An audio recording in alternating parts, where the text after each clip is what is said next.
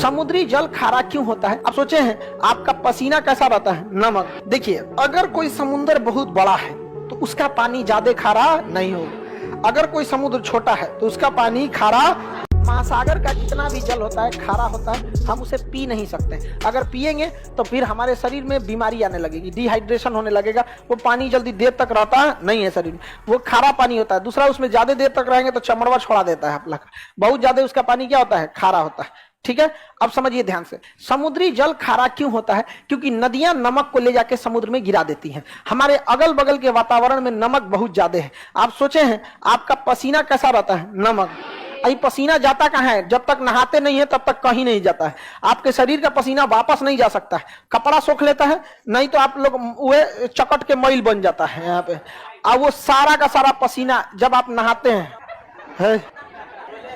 हाँ जी, जगमोहन बेचारा जगमोहन को कह रहा है कि जगमोहन का पसीना महकता है।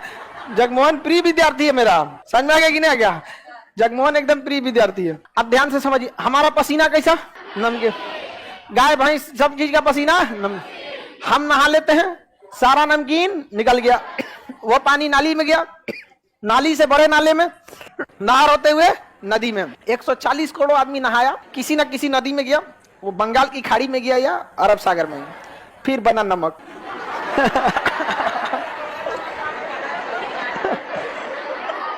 वो नमक कहाँ है?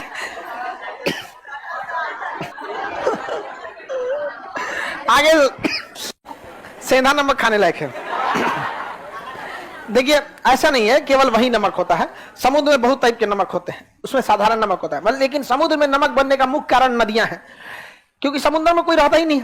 इसलिए गली मोहल्ला बकोट वकोट के कहीं ना कहीं से क्या लाती हैं सर? नमक वमक लेके आते हैं, ले आके उलाट देते हैं क्या समुद्र में। और समुद्र को कहीं जाना नहीं है, वहां पे उसका पानी क्या हो जाता है? खारा। तो बताइए, समुद्र के जल के खारे होने का मुख्य कारण नदियां। क्या है? नदियां हैं। देखिए, अगर कोई समुद्र बहुत बड़ा है तो उसका पानी ज्यादा खारा नहीं होगा। अगर कोई समुद्र छोटा है तो उसका पानी खारा होगा, ज्यादा हो जाएगा खारा। अटलांटिक महासागर का खारापन 35 है। कितना है? प्रशांत महासागर का है 31। कितना है? 30 है। कितना है? ना 31। कितना है? 31। हिंद महासागर का इस नहीं, इसका 36 है। हिंद महासागर का 35। हिंद महासागर का 35।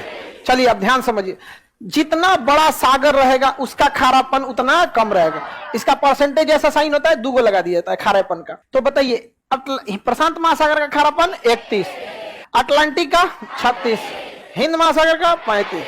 हिंद महासागर का सबसे खारा महासागर प्रशांत महासागर, सॉरी अटलांटिक महासागर। सबसे ज्यादा खारा अटलांटिक में, जिसका रीजन समझिए अब आप खुद से। इधर से भी नदियां इधर गिर रही हैं, इधर की भी नदियां इधर गिर रही हैं, इस साइड की नदी इधर, इस साइड की नदी इधर, चारों ओर से उलाट दिया इसी में ले आके।